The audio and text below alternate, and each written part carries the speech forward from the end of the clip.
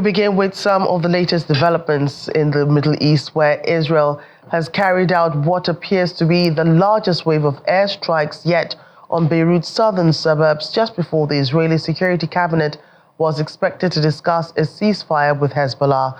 The strikes come after the Israeli Defense Forces issued an evacuation order in the area. The conflict between Israel and Hezbollah, ignited by the Gaza war, spiraled into a full-scale war in September when Israel went on the offensive, pounding wide areas of Lebanon with airstrikes and sending troops into the south.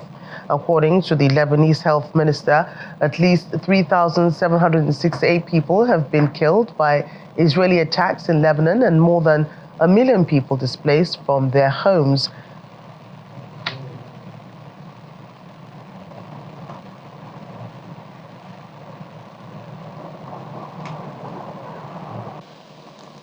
And some Lebanese citizens in Beirut have been commenting on the potential ceasefire between Israel and Hezbollah, expressing hope it will be implemented. Some say both sides are tired of conflicts, calling for a categorical international resolution against Israel.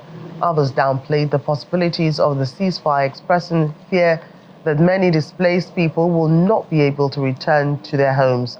It comes as the Israeli Security Cabinet is meeting to discuss a 60-day ceasefire deal in Lebanon. 4 senior Lebanese sources said U.S. President Joe Biden and French President Emmanuel Macron are expected to announce a ceasefire in Lebanon between armed group Hezbollah and Israel immediately. The French presidency also said discussions on a ceasefire had made significant progress.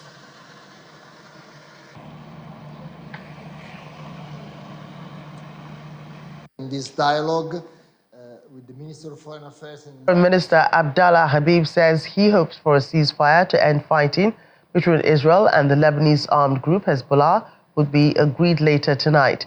Speaking at the G7 foreign ministers meeting in Italy, Mr. Habib said Lebanon would send 5,000 troops to the south as part of a truce deal if Israel's troops withdraw. He indicated that the U.S. could play a crucial role in the rebuilding process in South Lebanon. We are against that. We wanted to stop it because the country was paralyzed. Although it is in few parts of the country the fighting was, but the country as a whole is paralyzed. And we wanted to finish this and to have a ceasefire. Hopefully tonight, by tonight, we will have this ceasefire.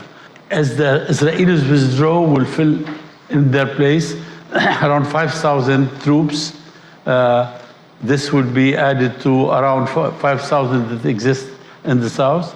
And in cooperation with UNIFIL, after 60 days, the only authority in South Lebanon, in south of the Litani, not South Lebanon, in south of the Litani, it would be the authority of the Lebanese government. And we are promised that the United States also, in rebuilding, reconstructing the south, they would work on the infrastructure as well. This process would lead to negotiations with Israel on the borders and will settle once and for all the borders between us and Israel.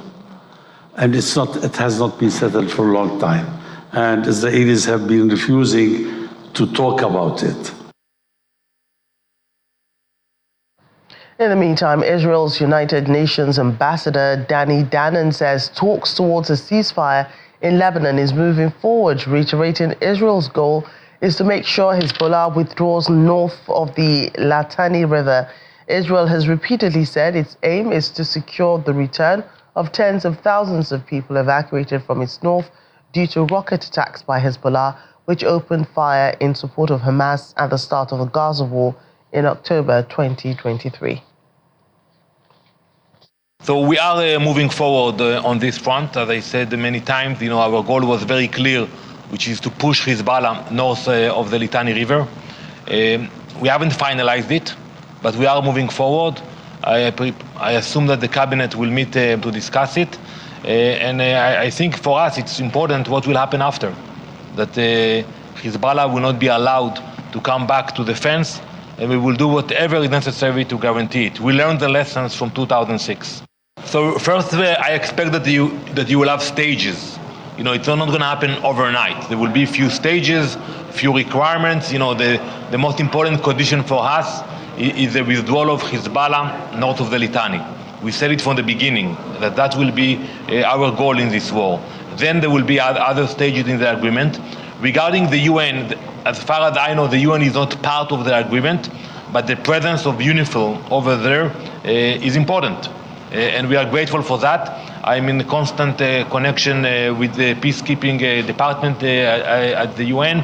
They are visiting the area, they are involved, they know about what's happening. And I think they have also to take advantage of this situation and make sure that the UNIFIL presence is more effective. Let's get more on this. The VOA's Linda Gradstein joins us now from Jerusalem. Hi, Linda. The Israeli Security Cabinet is discussing a 60-day ceasefire deal between Israel and Hezbollah in Lebanon. Walk us through what's been discussed, so far.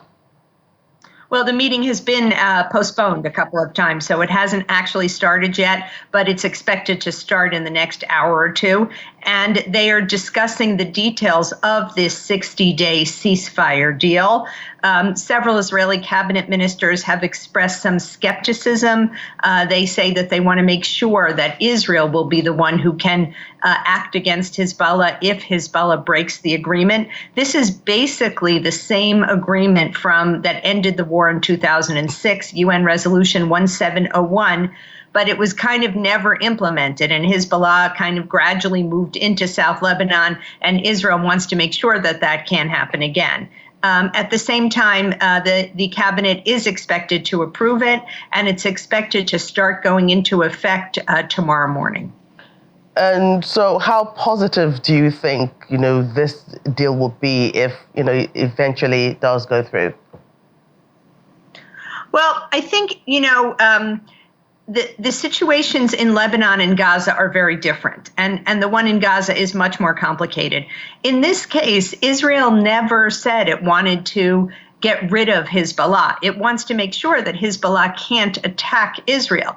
But, Hezbollah is part of the Lebanese parliament. It's part of the fabric of life in Lebanon. They just want to make sure that Hezbollah can't attack Israel. In contrast, Israel has said that it wants to really get rid of Hamas in Gaza, which it has not yet been able to do. So on one hand, this separates the two fronts. Hezbollah joined the war a day after the Hamas attack on October 7th, 2023, more than 13 months ago. Israel has been stretched thin by fighting on two fronts at the same time.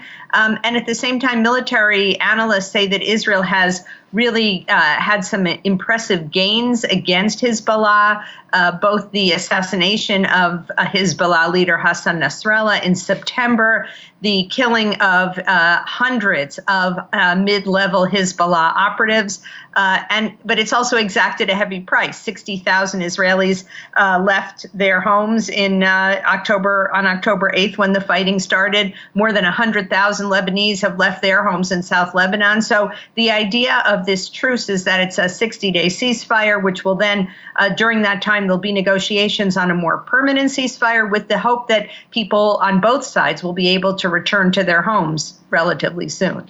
And let's talk about the wave of airstrikes on, Beirut's southern suburb. We understand the IDF had earlier issued evacuation orders in the area. Why has there been no comments from the IDF regarding this attack? Well, it's basically an ongoing attack, and this has happened in the past where right before the ceasefire, there's kind of an increase in attacks where both sides are trying to show that they still have firepower, that they can still fire on the other side, and that they're going to a ceasefire out of a position of strength rather than one of weakness. Israel issued evacuation orders for 20 buildings in Dahia, which is in the southern suburbs of Beirut, which is kind of the Hezbollah stronghold where it's been attacking for the last, 2 months, 3 months, almost daily.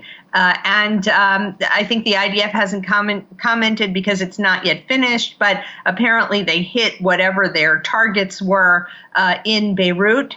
It's also, for the first time, Israeli troops reached the Litani River, which is the sort of border that everybody is talking about, that Hezbollah will not be south of the Litani River. That's what's called for in UN Resolution 1701.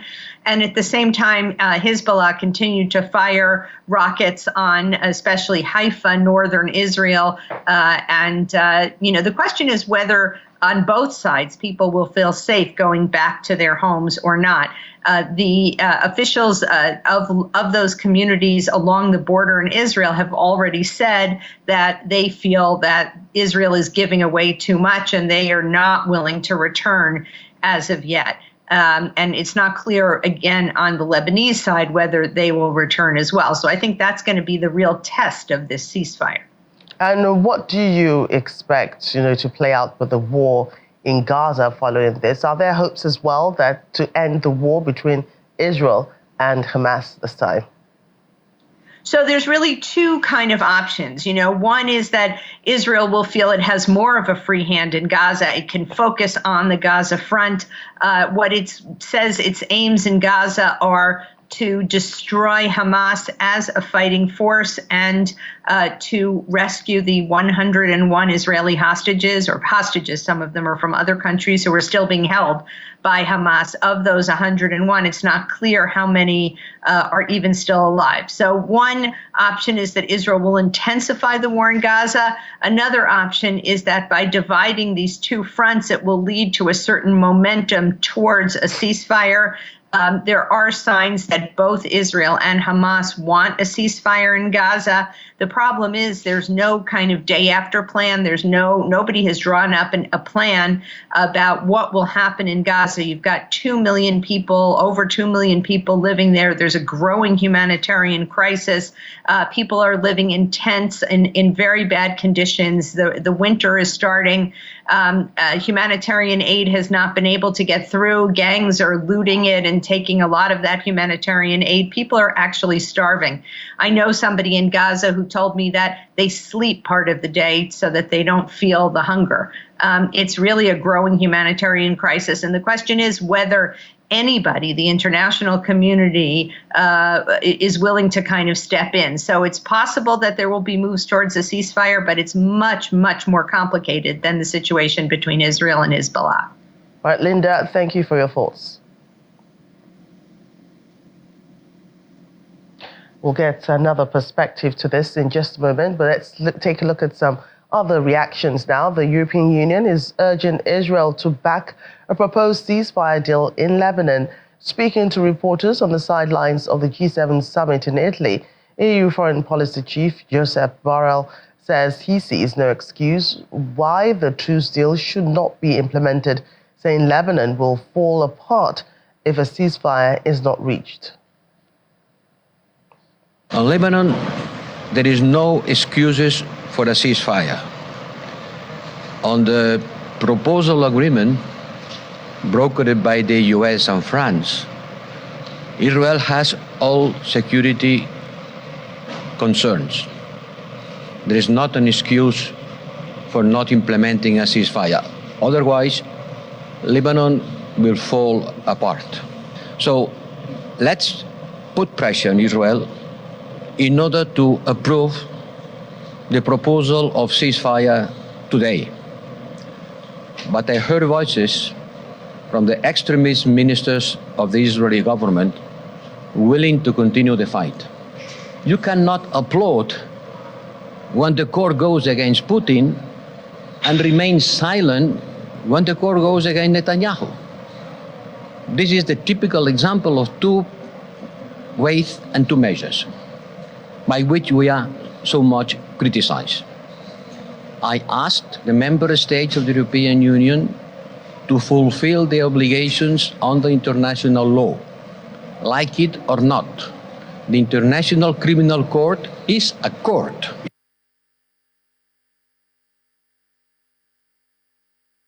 And for the United States, it says it's pushing as hard as it can to get to a truce in Lebanon. U.S. State Department spokesperson Matthew Miller says that although significant progress has been made, there's need for caution as an agreement is yet to be achieved.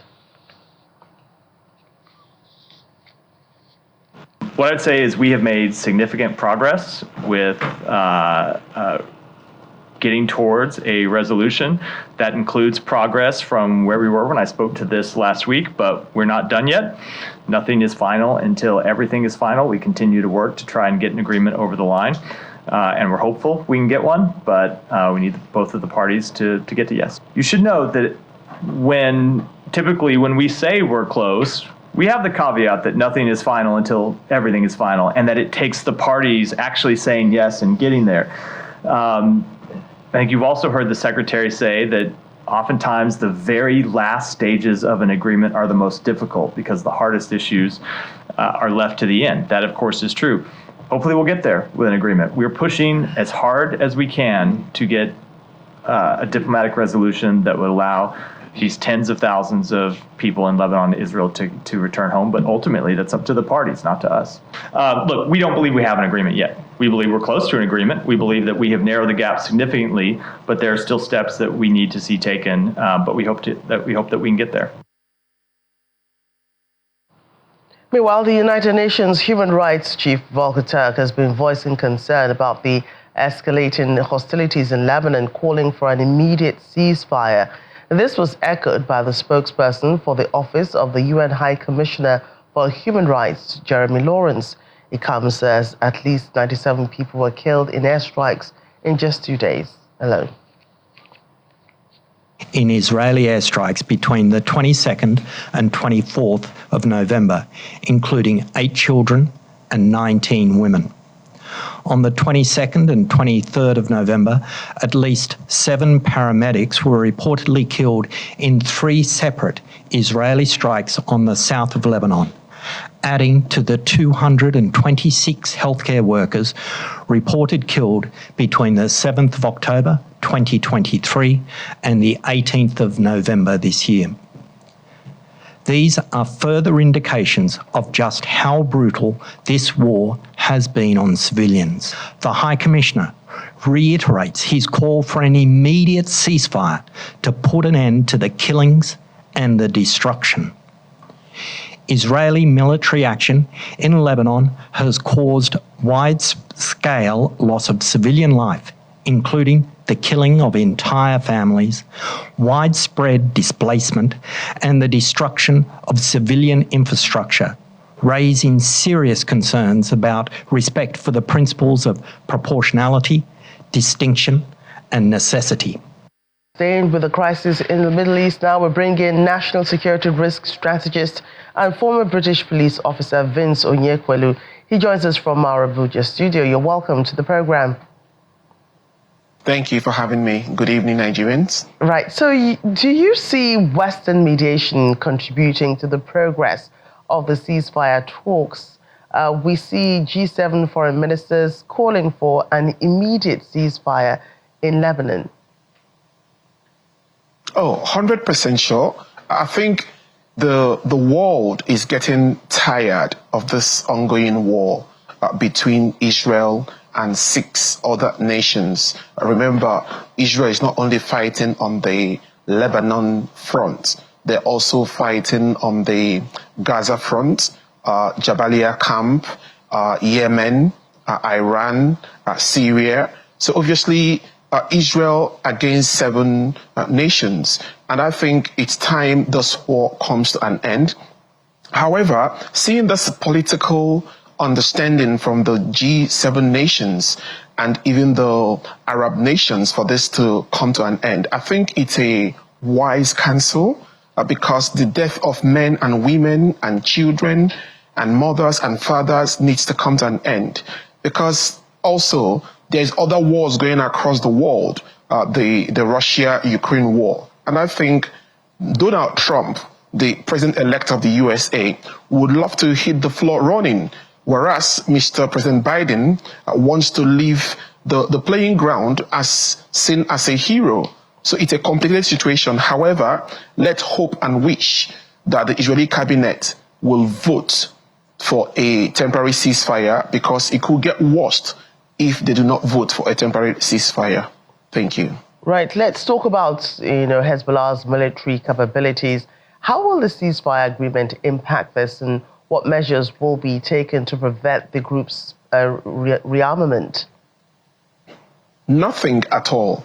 Hezbollah is a very dangerous terrorist organization, very dangerous and seriously armed or well organized. Hezbollah is not the same with Hamas, because Hamas has issues of borders. They don't have real free borders to be able to bring in experts, ammunitions and weapons, whereas Hezbollah is well funded by the Lebanese political groups, well funded by the Syrian government, and also well funded by the Iranian government, and they have free borders with Syria. So it's very easy for munitions to come into Lebanon. Remember, Hezbollah, it has been, for the past 20 years, has been well grounded in Lebanon. Remember, there's a different Lebanese military from Hezbollah, but Hezbollah has become so influential that the Lebanese military have to take orders from Hezbollah, because politically, Hezbollah has won the elections in Lebanon. So they dictate, they decide what happens economically, politically, militarily, and Hezbollah it is, because they have enough funding militarily, financially, and otherwise from across the Arabian world. And how will, Israel's security concerns be addressed in the ceasefire agreement, particularly regarding the presence of Hezbollah militants along the Israeli-Lebanese border? We know Israel has vowed to push Hezbollah north of the Litani River.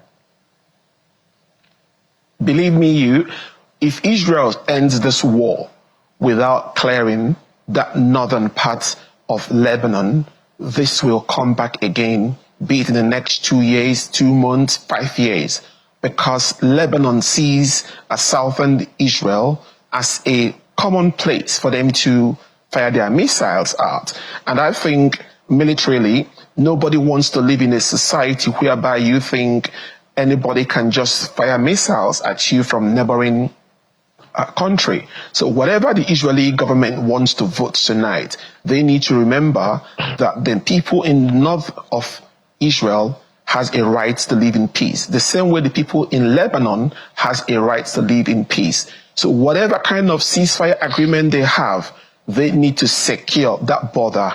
They need to make sure that people can come back to their homes in northern Israel and live in peace without looking behind them. The same way Lebanese have a right to live in peace without looking behind them also. So whatever happens tonight, it's not over until it's over. Are you hopeful for a ceasefire? You've been watching the developments so far. Do you think a ceasefire is expected soon?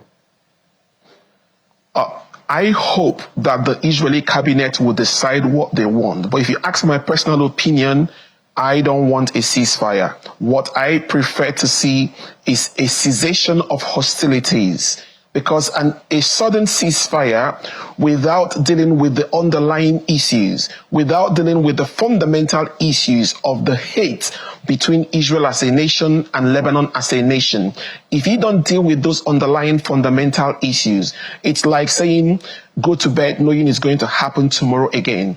I don't want the ceasefire to happen. What I want to have a permanent understanding between Hezbollah and Israel that war is not the best solution to personal hostilities.